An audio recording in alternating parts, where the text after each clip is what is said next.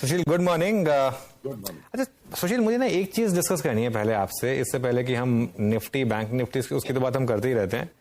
ये 3-4 Contra trades जो आपने निकाली, और वो एक बार आदित्य बिरला फैशन, या फिर वो बायोकॉन, जी एंटरटेनमेंट, पेज इंडस्ट्रीज, ये सबके सब जिनके नंबर्स खराब थे या बैड न्यूज थी, लेकिन आपने कॉल दी इन सब स्टॉक्स में बाय की और वो ऑलमोस्ट सब में चली। ये क्या, इसमें क्या साइंस है?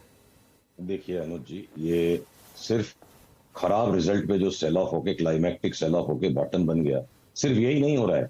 आपने बहुत बखूबी इसको पकड़ा था और काफी सचेत किया था रिटेल इन्वेस्टर्स को कि आउटस्टैंडिंग बढ़िया रिजल्ट आते हैं, स्टॉक टॉप हो जाता है, तो पहले से आपको स्टॉक की पोजीशनिंग देखनी चाहिए। एक उदाहरण के तौर पर हम एबीएफआरएल की इस चार्ट को सहारा बनाते हैं। तो देखिए, ये कोई नया विज्ञान नहीं है।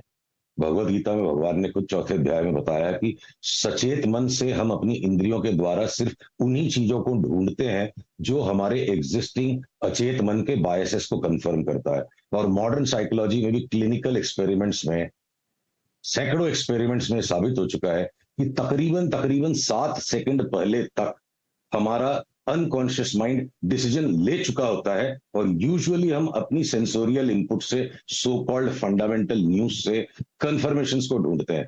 तो इतने गिरते ट्रेंड में जिद्दी लोगों ने बेचा नहीं, वो ट्रेंड के खिलाफ खड़े रहे, ट्रेंड का साथ नहीं लिया। और अब जब पैंडिमोनियम और पैनिक आया है एबीएफआरएल में, तो वो उनकी ईगो के कारण कि अब हम इंटेलिजेंट लोग हैं और इतने खराब रिजल्ट के बाद और नहीं झेलेंगे। तो वही टॉप पे भी होता है, वही बॉटम पे भी होता है। और टेक्निकल एनालिसिस वो साधन है। देखिए, फंडामेंटल एनालिसिस विचार है और टेक्निकल एनालिसिस व्यवहार है। आपको चुनने होंगे स्टॉक्स फंडामेंटल्स पे, विचार पे, और उसको आप रिएक्ट करोगे quarter to quarter, then you are not a fundamental investor. तो टेक्निकल एनालिसिस उस व्यवहार का मेजरमेंट है कि अति हो चुकी। तो टॉप पे भी सेम पैटर्न्स काम करते हैं, बॉटम पे भी सेम पैटर्न्स काम करते हैं, और इसको सबसे पहले आपने बखूबी पकड़ा। तो रिटेल हो या होलसेल, हर एक इन्वेस्टर को देखना जरूरी है कि हम न्यूज पे जो रिएक्ट कर रहे हैं उसके पहले का इतिहास क्या है। और इतिहास ये था कि ये डाउन ट्रेंड करीब करीब खत्म होने को आया, तब खराब खबर आई।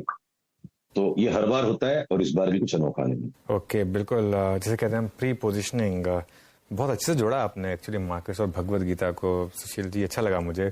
चलिए, तो अब एक काम करते हैं। एक मुझे याद है अब तक, हालांकि आपने क्लियरली बोला था कि एक पर्टिकुलर लेवल ब्रीच होंगे तभी वो शॉर्ट कॉल एक्टिव होगी निफ्टी और बैंक निफ्टी के, लेकिन अभी क्लियरली उन लेवल्स हम काफी ऊपर है, तो अभी वो ट्रेड एक्टिव नहीं हुई है। अभी मेरे ख्याल से अभी वो ट्रेड नल एंड वॉइड है निफ्टी बैंक निफ्टी पर जो आपकी थी। एक बिल्कुल नल एंड वॉइड है। देखो अनुज, हम जरूर से जल्दी चढ़ गए और इस लेवल पर निकल गए, और उसके बाद से अब हमारे अंदर वो दुस्साहस लग रहा है हमें यहाँ पे लार्ज कैप्स में एंटर करने का।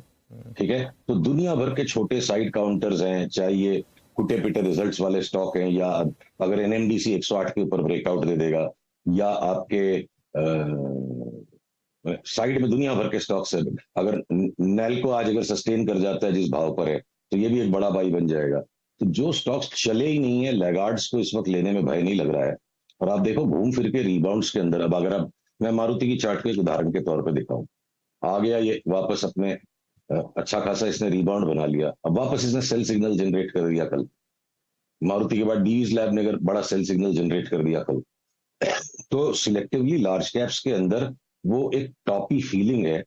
तो 100, 200, 250 पॉइंट जो भी हम निफ्टी पे तरस लेंगे एक बार, पर अब इस लेट स्टेज पे उनमें अभी के अभी तो घुसना मुझे बिल्कुल मुनासिब लगता नहीं है।